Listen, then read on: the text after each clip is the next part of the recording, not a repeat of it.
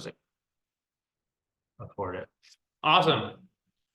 Welcome to Tent Makers, everybody, including those who are watching later. So I had everyone watch a video in advance and get through level 1 of the 3 parts to that video. And yeah, who would like to kind of sum up what they learned? So we're going to start off talking about that and then talking about how do we balance that with what he talks about with discerning from the spirit when it is time to quit and transition and move on to something else. So yeah, thoughts? Can someone sum up? I know you were doing it a little bit ahead of time, so why don't you go ahead and Sure. sum up for us if you don't mind, Mr. Roth. Yeah, I think the video pretty much give an idea of what is a millionaire. You start by saying that it's someone who has about $1 million of net worth. That means asset minus liability. And he talks about how your personality as someone who is beginning a business can fluctuate over the time. Like you start by being an optimistic, by an uninformed optimistic, and then as you learn, you identify yourself as informed optimistic, and it goes through that roller coaster of how you become with naive confidence, and then you know that you don't know anything, and then eventually you jump up and you start actually doing something meaningful that gets you to the point where you want to get. And then he talks about how you must make sure that your foundations are solid, because you don't want to build up and then reach out to a point where you can no longer build up, because if you try to grow, you will just collapse your whole structure. And that leads to starting from scratch at that point, because you didn't have a solid foundation. But the thing that really struck my interest was when he was talking about diversifying. Like, as someone who is new to business and investments, I always thought that you want to make sure that you will have profit, make sure you're investing in different things. But he says, like, no, this is not really how successful people do. What they do is they start investing their time and their capital into one thing. And once that one thing prospers, then you can transfer and investing into different things. So yeah, that was pretty much it. Yeah, absolutely. So some of the big picture stuff that I really wanted to highlight, and you mentioned a lot of it, but especially when you get into something. So first step is choosing, like, what are you going to do?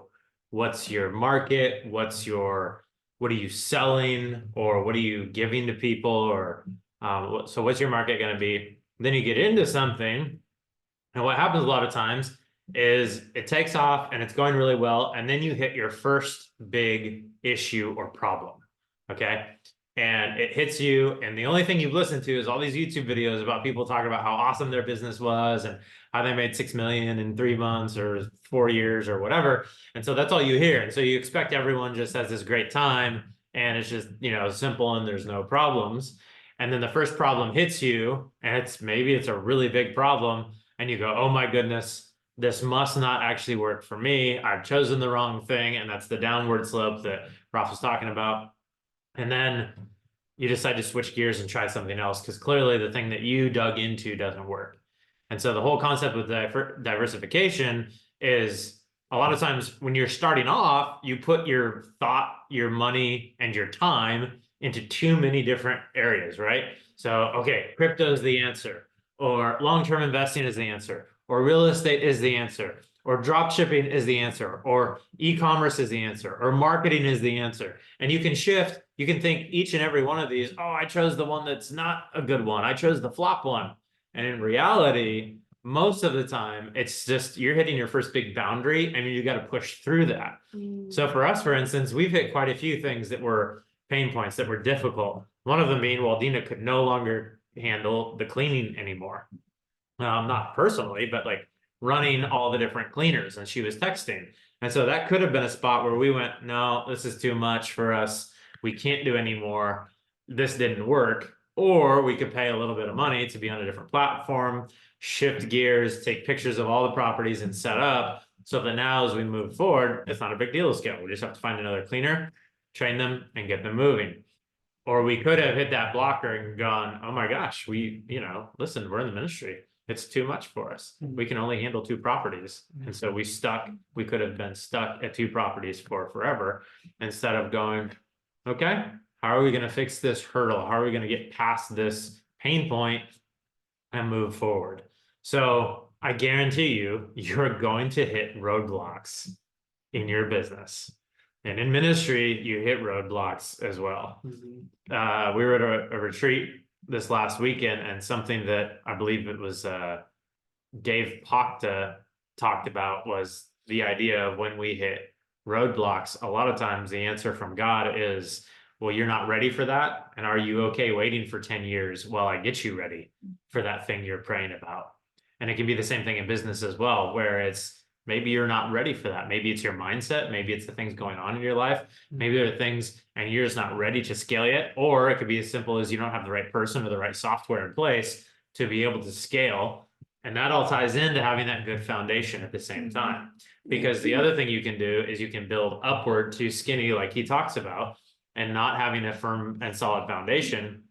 And then you wind up finding yourself with something that is toppling, that's failing, and you can't do anything about it. So for us, that would have been, if we would have tried to go to 3 and 4 properties without getting the cleaning services that we needed, we would have been fumbling and struggling. We would have had houses that weren't cleaned accidentally, and that would have brought bad reviews, and our whole business, then you get low listed, then bookings go down, then price rates go down, and we would have been in a spot where the whole thing tumbled because we didn't build a firm enough foundation. So that's why I spent all that time in August building out all these software pieces so that we are ready to scale and grow. And it was a lot of work and a lot of money to build out a good foundation, but now it's ready to take off. So in your business, as you're thinking about, okay, what do I want to do? A part of it is that you're in this business specifically, most likely, because you've got a passion, you've got a skill for it. And that's incredible and it's great. And that will take you so far. But the problem that a lot of businesses run into is that the person who starts it is unable to grow past a certain point because they want to do everything. And they want it to be perfect. And they want it to be exactly the way they want it to be. And you just can't scale a business that way. You have to be able to put trust in other people and or software pieces to be able to grow and continue onward. If you think about someone who's like let's say a plumber or something like that, a technical trade, that person is limited by their own time. And once they can't, there's no way you can just create more time unless you hire another person. You take a cut, but then you're able to hire multiple people, and then you become a trainer instead of a plumber or whatever that specific trade is.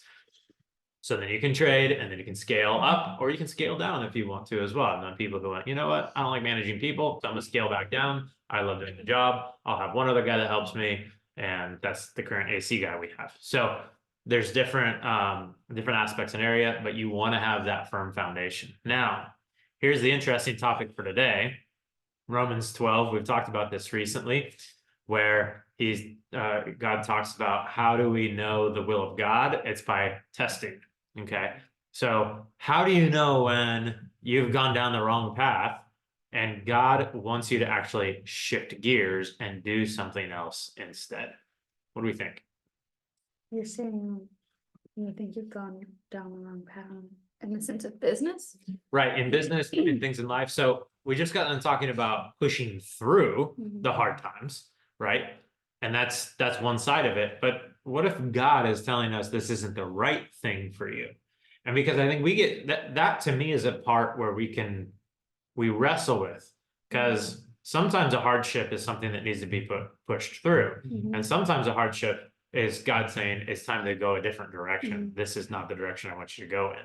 So those two things sit in conflict with each other. And so how do we discern between those two and figuring out which one we should move forward with?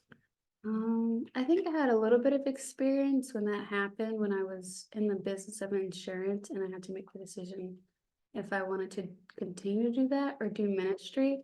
And so when it came to decide, I prayed to God that if you really want me to do this or any sort of business, I'll put it in your hands, but I'll do the path. And I'm not saying this for everyone, but I went the path of ministry, and then I continued to pray and I let it go. And then I met you guys and he opened the door, and I found out that insurance definitely wasn't for me.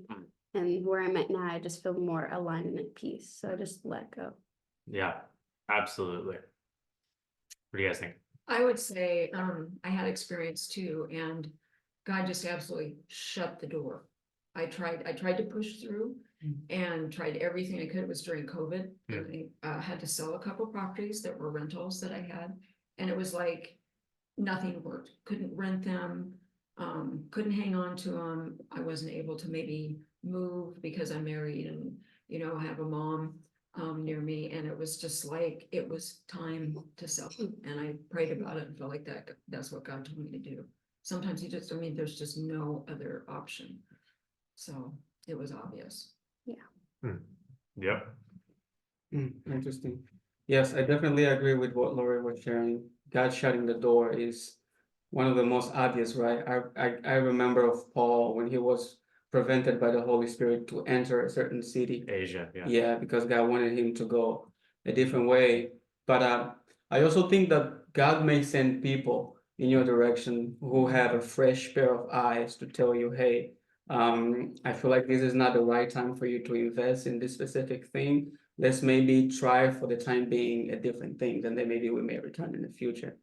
And I also think that the last point is when that is driving you away from God and from the main purpose, which is to serve in the ministry. Because the reason why we are here is we want to be independent for the sake of serving in the ministry. That's right. Yep. But once we are no longer using that to serve in the ministry, then we are walking away from God and from the initial purpose. So I think that's one of the way that we can be, it's time to maybe stop and rethink everything. Yeah, absolutely. That's a great point.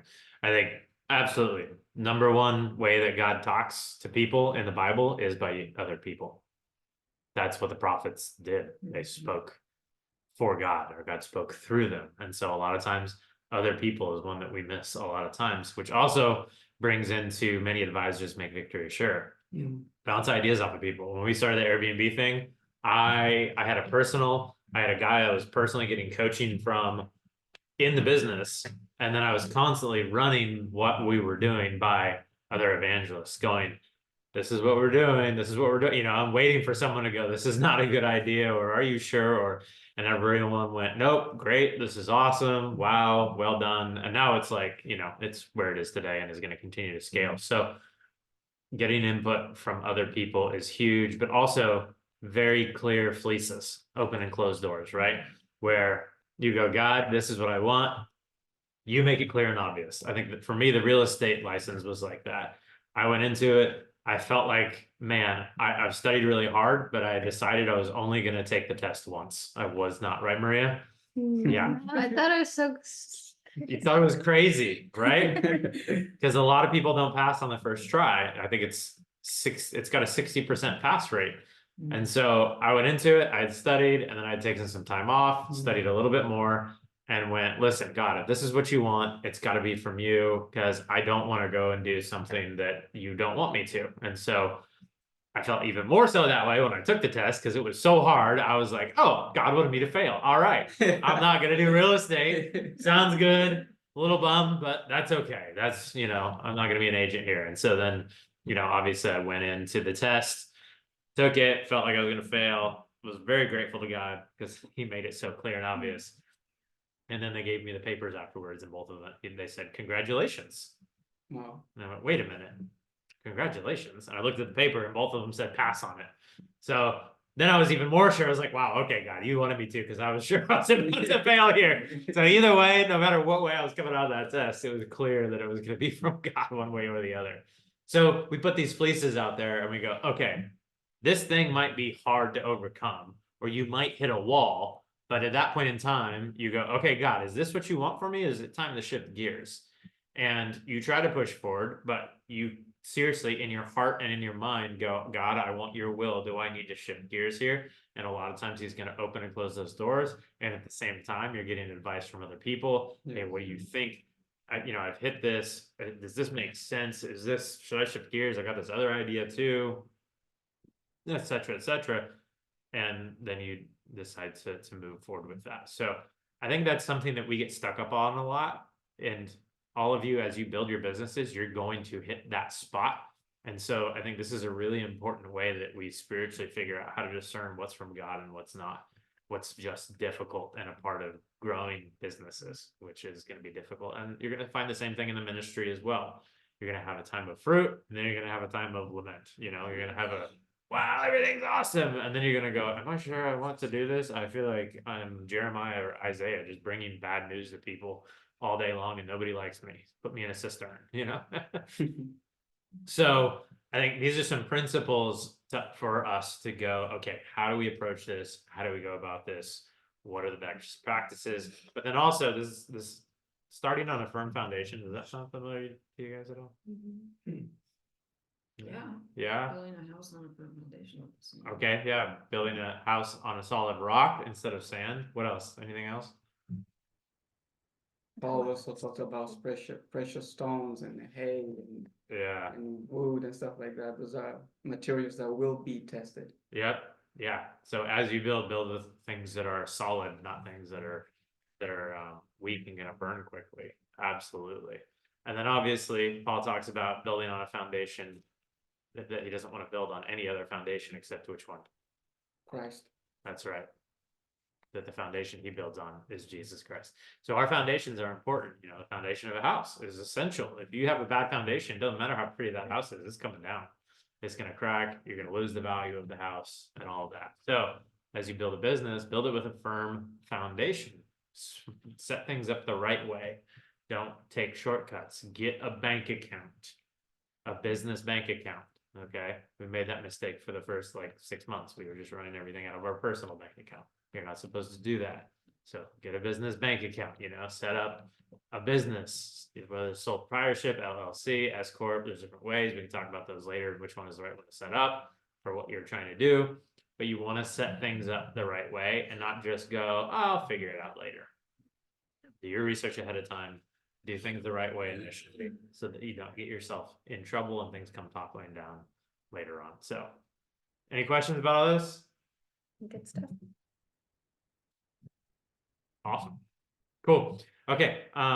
What I wanted to do was talk first Q1 goals. So everyone know what Q1 is? Yep. Q1. So the first 3 months of the year. So I wanted to talk through and kind of take some notes for everybody on goals that you guys have for the beginning of the year. And then we can check up on those, see how everyone's doing with them, etc. All right. Who wants to go first? You? Yes. All right.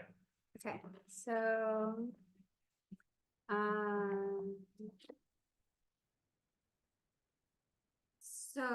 okay. I'm doing this thing with one of the girls in campus ministry, and we're doing it. Remember I told you about the 75 hard?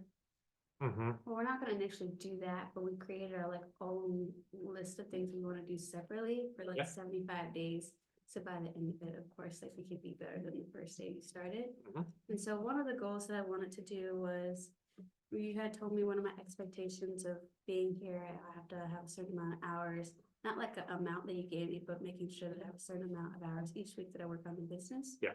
And so I put at least 2 hours a day, Good. each day for the business, at least those times. And I don't really know, that's why I want to talk it through, okay, if I'm going to do it for 75 days and I have 2 hours a day that I'm going to work on it for, what should that goal be by the end of the 75 days? Is that a question you're asking? Yes, I'm asking a question. What's the goal for the 2 hours a day? Yeah, what's not the goal by the 75 days. And there's a goal. Because it's kind of it'll be ending the quarter. Right. Right about the same time. Mhm. Well, what do you want to see you get to by the end of that 75 days? I want to have it successful. What does that mean? Okay. I think really big, so. It'd be cool if I hit $10,000. $10,000 in I 75 think days? it's impossible. It's at not all. impossible. I think it's impossible. But I also don't ever want to discourage myself if I don't hit that. And that is very important. So how do we, okay, so this is a good topic to discuss. I think Maria's brought up a topic that a lot of people have in business, and that as a church leader or ministry leader or whatever you wind up being someday, you're gonna have the same issue, right? So, and I know we talked about this a little bit a week or two ago, but this concept of goals, what is the point of a goal, and what's a good goal versus a bad goal? What do you guys think? Well, good goal, you gotta be able to achieve. Okay, If you set it too high, where you just can't even achieve it, it's not a goal, okay, I think. what is it then? I think it's to challenge yourself to be at a certain point, but you kind of have to know how far you can go. Like, for instance, maybe at the end of 1 month, you're gonna have the business set up. Mhm. So that means checking account, business license, maybe you have your business cards ordered, that type of thing. That you have these smaller goals to get to a larger goal. Steps to get to Yeah, goals. steps to get to goals. But attainable, because if you wanted to do it like in 7 days, you couldn't do it in 7 days.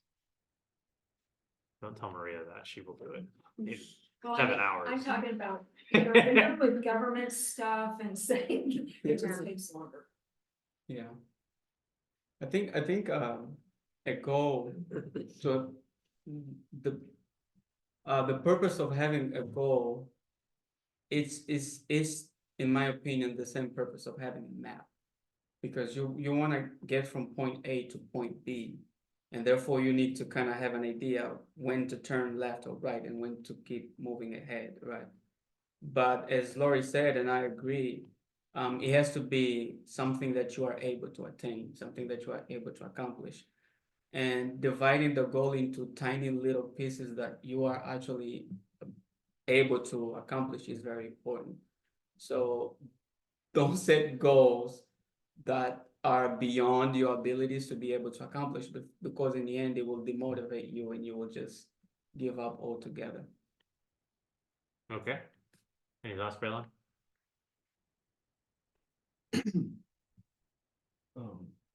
As Rafa put it, goals are guidelines. They're like almost checkpoints of progress. I will say when it comes to setting like goals that are, realistically unachievable, there is a bit of benefit in it. Just it depends on your mindset when making it, because those are considered like stretch goals. It's like if Maria was like, oh, I want to make $10 million in my first 3 months, like unless she is doing something perfect and the Lord is with her the entire way through, I don't know if it's gonna happen. But if she goes into that mindset of this is what I want to accomplish, then she's gonna take those steps to try to accomplish it. So even if she doesn't reach that $10 million goal, $10 million goal, maybe she gets like, I don't know, $50,000. That's not nearly close to the original stretch goal, but that is way higher than what she would have set as like her realistic goal. Gotcha. But it is important to keep in mind, like this is meant to be impossible. This isn't something that you should achieve, and you need to have that mentality so you don't like burn yourself out by trying to achieve it and you fail. Because once again, it was an impossible goal to begin with. Yeah. You shouldn't be upset about that. It's just Yeah. the kind of extra motivation to push you go forward. Yeah. There's Yes. this book that I read. I don't know if you guys have read. It's called the 10x. 10x. I Mhm. have heard of it. I have not read it. Yeah, so the initial idea is to set a goal, but do the work and set the goal 10 times of what you want, just like the brother was saying. So like it's a high goal, but you do the work 10 times more to achieve that 10 times goal, even though you might fall short, at least you might be running higher. you might get to the middle, or it maybe even like, you won't set a low goal and then like reach lower than that goal, but the whole point is to set a high goal, so at least you'll fall somewhere that's not a low goal. Absolutely. So I love the principle aim small, miss small. And so the more finite you aim at, the closer you're going to get to the center. If you aim wide, then you're going to hit maybe somewhere on the target and maybe somewhere off the target. But if you aim for the bullseye every time, then you're at least going to hit the target and probably score some decent points and might even get bullseye. And so I like to push a little bit beyond and sometimes a decent amount beyond in order to attain those goals. So I think there's some goals that need to be like, hey, this is where I need to get to. Okay. And so what are the steps that it takes to get there? But then there's also things that I want to go, like, for instance, the real estate license stuff. When I studied for it, it's supposed to be, it's 6 classes that are 30 hours a piece of study time and exam. That's what it's supposed to be. And so you go through all of them. And so I went through the first one and I had set this goal of, 3 months. Okay. I wanted to be done within 3 months. And that was my, like, this is where I think I need to land at, and this is realistic. And then after I did the first one and it took me 2 weeks to get the first one done. And then I went, I'm going to push for this. I'm going to set a crazy goal for myself. And I wound up getting the whole rest of them done in 3 weeks. Sorry, 4 weeks. So I did the first one in 2 weeks and I did the final 5 in 4 weeks. With the last 2, I did in 1 week. And so I decided, you know what, here's a stretch goal. Let's see what I can do. And I pushed myself to the limits and I totally surpassed my 3-month goal in 6 weeks time frame. So but I also had, it's okay if I get done in 3 months, but let's see if I can get done in 6 weeks, or in 5 more weeks, because I think I can. So there's a benefit, but you also have to be careful about that mindset of, I failed my $10,000 goal. If you feel like you failed it, then that's not good either. But that's your stretch goal. That's not your I need to goal. So to me, I think in 75 days, you should hopefully be being able to pull in $500 a month. I think to me, I go, hey, your big marker is within a year of moving here is $1,000 a month. So if you can start hitting $500 a month within the first 6 months of getting here, that's where you need to be at. And so that type of a goal is one that pushes us, like, to motivate us to at least get it done when we don't want to. And then your $10,000 goal is, I'm hungry and I want to get after it. Let's see what I can do and what God's going to do with this, right? And so there's almost 2 sides of the goal, and you land somewhere in the middle with one pushing you forward and one pulling you towards incredible, awesome, insane things, right? So I think it's a bit of a balance between the two. And like Braylon said, there's stretch goals and there's need goals, and you want to hit somewhere in between. So does that make sense, Maria? Yeah, good stuff. Awesome. Okay, so 10K is your stretch goal. What do you want to set for your need goal or safe goal? 500's good. All right.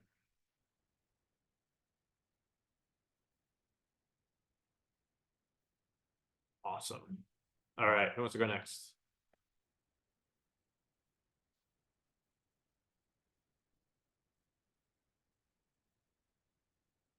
Okay, well, I'll go next. I want to get, and so this is going to be interesting because it's going to be in contrast to what I just said. So we just talked about stretch goals. I'm not going to put any for myself because I don't want to stretch right now. I just got out of a stretching season, and I'm in a season where I'm actually going to need to slow down. That's the whole point of sabbatical. And so right now I have like 2 need goals, and I don't want to put any stretch goals because I need to not stretch right now. My family needs me to not stretch right now. And you need to go through seasons. If you are stretching 100% of the time, then that is what causes burnout. You need to go through seasons. Like right now is great. I'm not trying to do anything extra to our business. I'm just making sure things are going well. I haven't onboarded a single system. I need to get our taxes done for the year, but things are at a bit of a peaceful state. Now in August, when we get back from sabbatical, we're hopefully going to buy another property at that point in time if everything went well over the summertime. So we'll see at that point. But right now, my goals, so I'm going to put, I need to set up training programs for Maria Rosas, who's going to take over our business for the 3 months while we're gone. So I need to train her in order to do that. So that's one goal. And the other goal is I do want to onboard with direct email marketing. So, and then we might hire a social media marketer as well for our business. So a social media marketer. And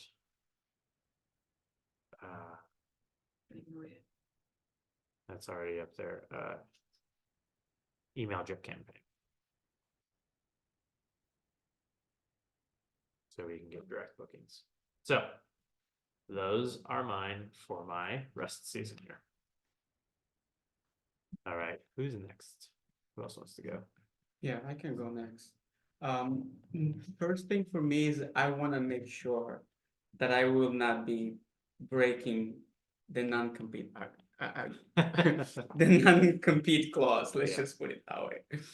Because the vision that I have for this year is number one, I want to have an executive summary of the service that I want to provide for my target clients.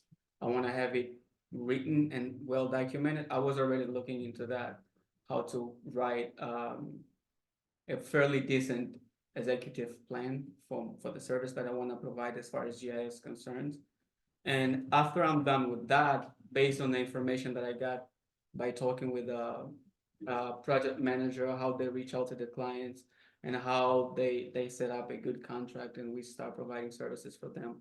I want to reach out to those clients that I have in mind, see if even if we don't get to do anything together yet, but at least just putting myself out there and make known to them that, hey, this is a potential people that can provide you with the service that you guys need to function. So, and based on that, depending on how the non-compete clause functions, what I really want to do, which has been a plan that has been in my mind for a long time, is being able to advertise my work on YouTube. Because I find a lot of GIS guys who just go out there and say, hey, this is what I do. I work there, I work here, and if you need a little work, reach out to me.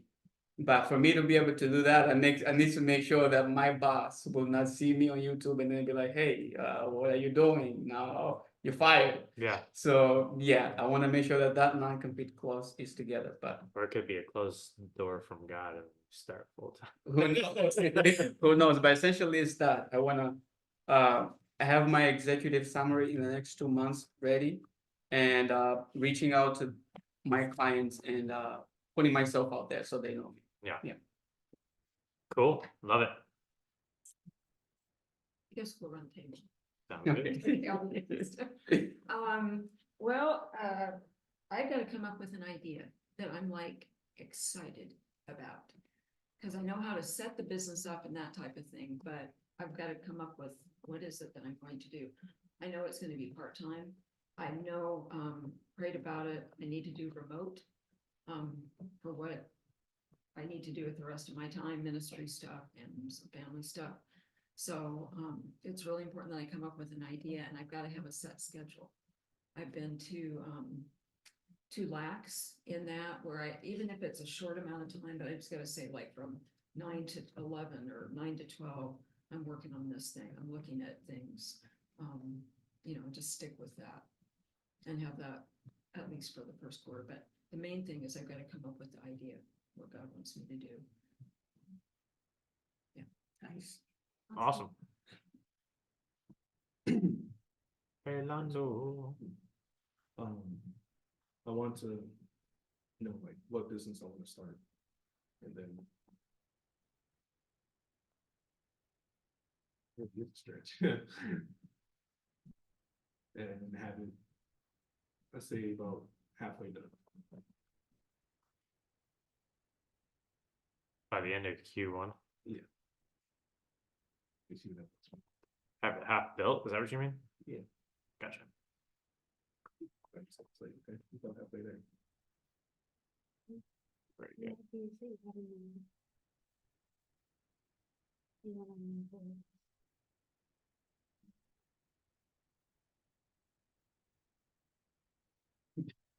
I mean, all I know right now is real estate, because I've been watching videos about it, but I'll probably go into, like e-commerce.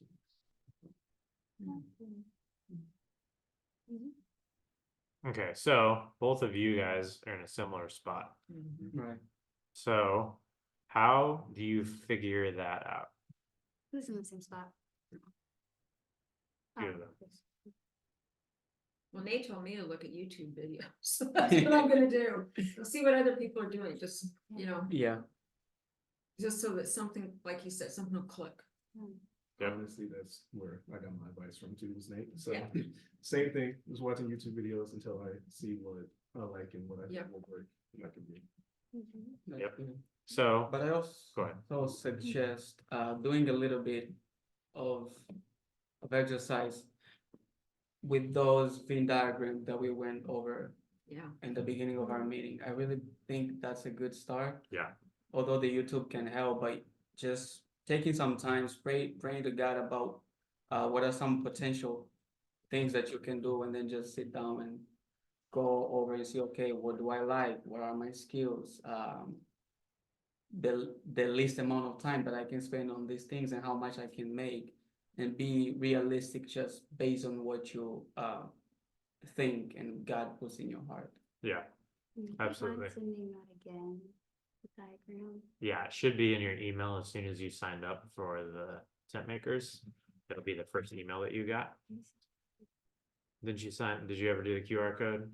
No, I clicked out of it because you told me that you're like, you don't need to sign up. Oh, okay, well, sign up and you'll get it. Perfect. So I think this is here's a good strategy to add both of these two things together, because what you ideally want to do is, as you're watching different ideas, you're filtering through, okay, would I be good at that? Would I not? And so I think a powerful thing, because what you're watching, a lot of it's going to be what makes money. It's the third part of the Venn diagram. Okay.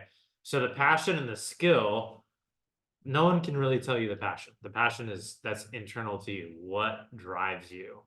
Sometimes people can see it and point it out. Skill set is something that you might know on your own and you might not know, but someone else can point it out. Someone else might go, oh, you're really good at helping people, actually. And you're like, oh, I didn't know that. Or you're really caring for people. That's one with Waldina. She doesn't realize that about herself, but everybody knows. I know. She's so good at it. You're like, They know that. I know, it's one of her like talents and skills and God-given gifts. So there's some of these things where it's okay, you don't know the skill set that you might have. So first step is write down, what are you passionate about, and have a list of things that you're passionate about. And one of my big things is that emotions live in the air and facts live on paper. So write it down. Okay. It helps solidify it a little bit more, and it helps you to have something to look at when you're watching these YouTube videos. Okay. So we get the first one from internal. What are your passions? Secondly, start with your own skill list, and then ask a couple of your best friends, hey, what are some skills that you think I have? All right. And you're going to get them to pull out some stuff that you probably don't know that you have. Then take those two things and start watching how to make, there's tons of videos out there, 10 ways to make $1 million or $10,000 in 60 days or in 2024 or whatever. Like there's just a dumb amount of videos out there that are like that. And so you can start going through those things and go, ooh, yeah, real estate really piques my interest. Or, ooh, yeah, marketing, that one makes a lot of sense for me. I love, digital design and that kind of stuff. So I would love to do marketing. So it really, or virtual work versus not virtual work. A lot of what we're doing here is going to be has to be virtual work in order to make it as optimized and as the least amount of time possible for us. Okay. So if you're like, oh, I want to go do like woodworking full time or be a plumber, that's not a passive job. And that's not a job you can make passive until you've really built it out before you can start hiring people. It's not impossible, but it's a much longer path to having it become something like that. So a lot of what we're going to be doing is virtual. So yes, do the Venn diagram, write down your passions, and then write down and ask people about your skill set, and then go watch the YouTube videos to figure out which of those things that click the first two are on that YouTube video to make you the money, which means to get you more time. Yeah. So does that make sense?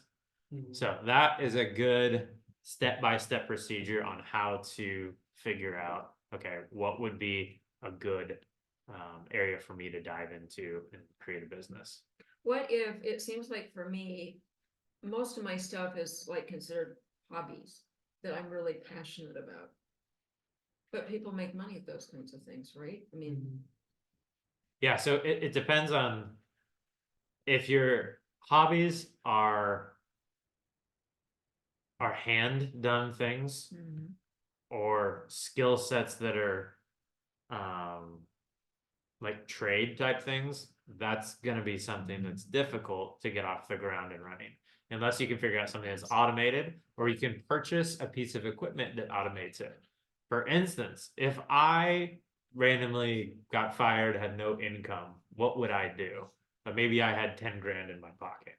Okay. For me, I would go purchase I already had, let's say I already have a computer. I would go purchase a CNC machine. A CNC machine that does work on plywood.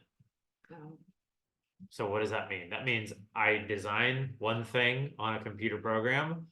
I put in a piece of plywood, big 4x8 sheet, and the machine makes 100 of the little things that I just printed out. So then I grab them, I might sand them, I put them in a box, and I ship them off. So what have I just done? I just bought a piece of a piece of machinery that automates woodworking for me. Mhm. yeah. Okay, so I just cut off tons of hand done time doing all this stuff, buying a $2,000 minimum to $5,000 real deal piece of machinery to do it for me. I just watched a video from a guy the other day. It was one of these clickbait videos. I made $600,000 or $250,000 in my first year of business. And what was his business? His business was he had mixed, it was like some sort of craft glue that's special for some reason.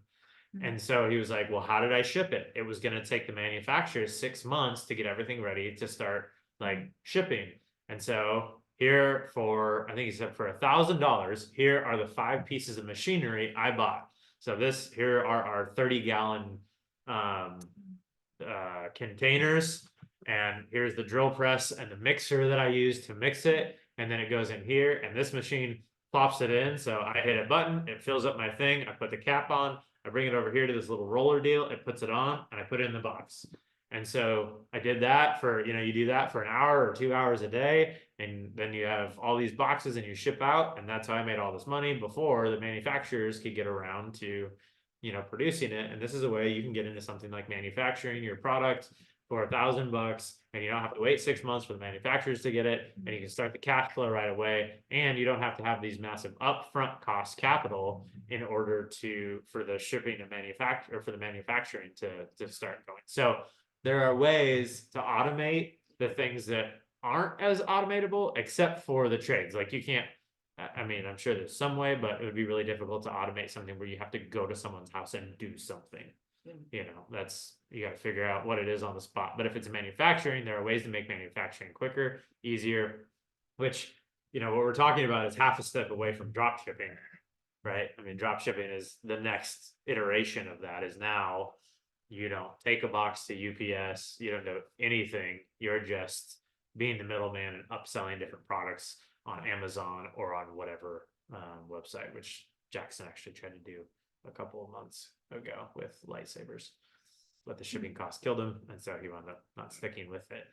But I think if he would have pushed through, I think he would have been able to find the right product to be able to actually make a ton of money. So anyway, yeah, good stuff. Any closing thoughts or questions? Thank you for your time. Awesome. All right, well, I'm gonna end it. Computer's tripping out. Thank you for watching.